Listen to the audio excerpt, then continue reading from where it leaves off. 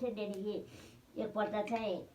गाई भैँसी गोरु बान्ध्यो डाइजेड्याक उपर डाउ खुवाउने भन्थ्यो अघि नै बाँसको झ्याङ डाउ खुवाउने त्यहाँ डाउ खुवाउँथ्यो लगेर त्यहाँ डाउ खुवाउँथ्यो र डाउ खुवाउँदैन अनि त्यहाँ जम्मै झारेर बाख्रा भेडा लैजा भनेर झारेर त्यो बाँसको बोक्नु बाँधेको रङ गरेको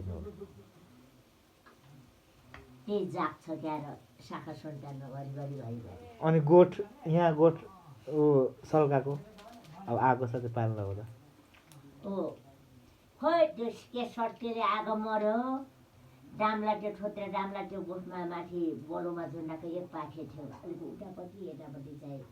रिस कडा के रिस बर्खे त्यो नठपाएर हो त्यो कहाँ डुलेर आएको राको लिएर आयो त्यसलाई केही उज्यालो थिएन राको लिएर आएको रहेछ त्यो राको चाहिँ डाम्लामा सल्कायो हो कि क्या गर्यो हो त्यो के सर्टेले मर्यो नानी आजले सम्झन्छु र खाम्बो एक पाटा डढाएको त्यो डाम्ला डढाएको त्यो छाना के भएर नटिपेको त्यो के सत्य छाना खाम्बो एक कप्टर डढेर कालो भएको के भएर मर्यो हैन आगो ठुलो थियो त छाना चाहिँ नभएको एकपल्ट उ यहाँको पुष्प घरेरीको यहाँको अघि पनि भएको थियो यहाँ माथि थियो नि गोठा त्यहाँ पनि उपरि त्यसो गरेको यहाँ माथि थियो कता डुलेर आएको त्यहाँदेखि त्यो राकोसँग आएको थियो होला त्यो डाम्लामा टिप्यो त्यो आगोले के गर्यो पनि पछिबाट पो देखाएको मैले त्यो डढाएको बेला देखाएको भएको पछाडि डढेछ त्यो डाम्ला ठोत्रा डाम्ला अब त्यसलाई खालि खरको डाम्लाले गाई बान्थ्यौँ नि त्यो डाम्ला डढ्यो रहेछ खाम्बो एक पाटा डढाएको एक पाखे त्यो भैँसी बान्ने उल्टापट्टि गाई बान्ने जति यता भैँसी बान्ने एक पाखे बनाएको थियो त्यो के गर्दा कुन सत्यले त्यो आगो मर्यो त्यो कोइला मर्यो यताको त झस्टै भएको नि त्यताको पछि हो म थाहा पाउँछु हजुर त्यतिखेर पनि झोस्दिएको भन्थ्यो खोइ झोस्दिएको कि भाइ के गराएको हो पनि तल्लोबारीमा गोठ डढाएको हिउँडे गोठ पैया फले गरेर उपैया पोल्याएको गरेर गोठ बालेर तल बाटोघरको उपकाइलाहरू सबै भेला भएर केराको डाम चाल्यो ढ्याम हिर्काएर त्यहाँदेखि उपैयाले खायो त रिस उठेर गोठे उपैयाले खाएर उपैयाको गोठ सल्काएर हिउँडे गोठ त्यहाँ सल्कायो बर्खे गोठ त्यहाँ माथि चाहिँ कुन सत्यले मर्यो आगो डाम्ला पनि ठोरे भए पहिला चाहिँ गोठ यता रोपाइमा थियो रोपाइमा यहाँ मास्तिर यो मास्लामा त्यहाँ मामन्त्रीले यसपालि सुठेन रोप्यो त्यही गर्दामा हो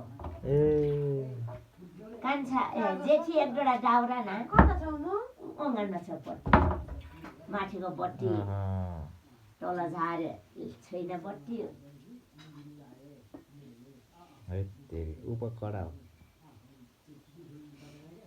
त्यहाँदेखि पछिबाट बनाएको त्यहाँ त्यही रिस सरेको छ नि अहिले सबै मलाई पनि झड्याङ रिस उठ्छ नि उहाँ त्यो सरेको हो रहेछ सबैलाई भन्दा उसलाई चाहिँ सर एकपल्ट बाजाको बाजे गरी बस्ने उपरमा उहाँलाई छुप लागन भन्नेमा त्यो बोलेपछि झन् रिसिन्छ र उहाँलाई छुप लाग्ने हो तिम्रो दाजुपट्टि लाग्यो भन्ने फेरि दाजुलाई छुप लाग्यो तिम्रो भाउजूपट्टि लाग्यो भन्ने बाजाको थिएँ म घाँस गएँ तल कता गएँ पनि घाँस बाख्रालाई घाँस गएको घाँसदेखि आउँदा पनि बाजिरहेको रहेछ म्यानदेखि बाजेको घाँसबाट आउँदा पनि बाजिरहेको त्यति बेला पनि बाजिरहेको लौ म वन जाँदा पनि बाजिरहेको थियौ वनदेखि आउँदामा पनि तिमी बाजे बस्छ भनेर पनि भन्यो बाजाको बाजा कसले पकाउँछ र भात